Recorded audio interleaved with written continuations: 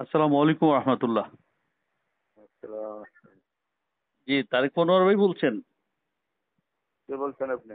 ভাইয়া আমি আমার নাম হচ্ছে শামীম মজুমদার। আমি শাহনেসাহাবাদ জাতীয় ক্ষতি ফাউন্ডেশন নামে একটা সংগঠনের সভাপতি বলছি। কেমন আছেন ভাইয়া? আছি আলহামদুলিল্লাহ।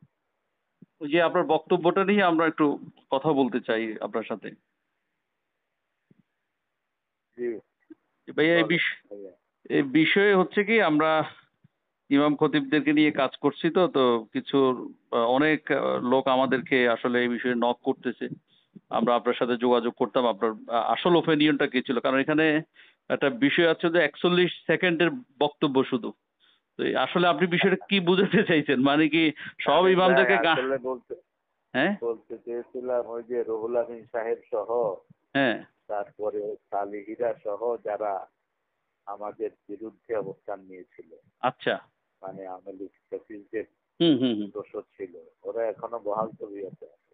আচ্ছা, দর্শে নিজামীর সাথে তো আমার গোড়ার সম্পর্ক, বুঝছেন না? জি, দর্শে নিজামীর ইতিহাস আমি তো কালকে একটা আলোচনা আসতেছে, কালকে অবশ্য আচ্ছা। আমি এটা আপনি যেটা একটা এক্সপ্লেইন করে যেটা দিলে বা এক্সপ্লেইন করে একটা জি বক্তব্য আমি দিলে এক্সপ্লেন আমার মনে করে হয় ভালো দেব, হবে। এবং জি, আমার ভাইয়েরা যে ভুল বুঝাবুঝিটা হয়েছে এটা যেন চলে যায়।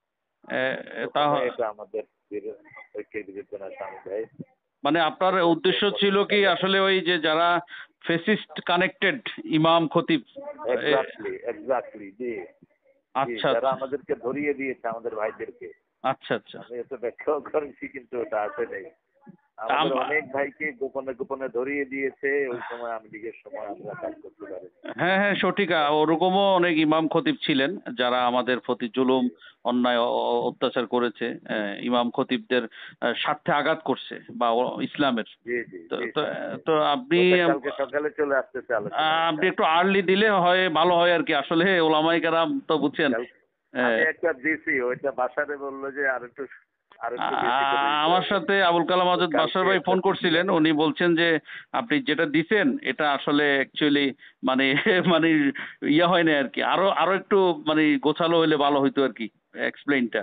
আচ্ছা, ওটা দেবো কালকে সকালে কালকে ইনশাল্লাহ, টাইম কালকে না, দেওয়ার মতো আছে। জি, এর আগে সকালে বুঝছেন দিয়ে। ভাইয়া, জি এর জি। আগে একবার ওই জায়েদ খান ইমামদেরকে একবার বলছিল, পরে সে এক্সপ্লেইন করছিল। মানে করার পরে একবার, দুইবার, তিনবার। তো ব্যাখ্যা দেওয়ার কারণে হচ্ছে কি ওই আরো মানে সবাইকে তো আর বোঝানো যায় না, ব্যাখ্যা দিলে অনেকে আবার ওই ব্যাখ্যার উপর আলোচনা শুরু করে দেয়।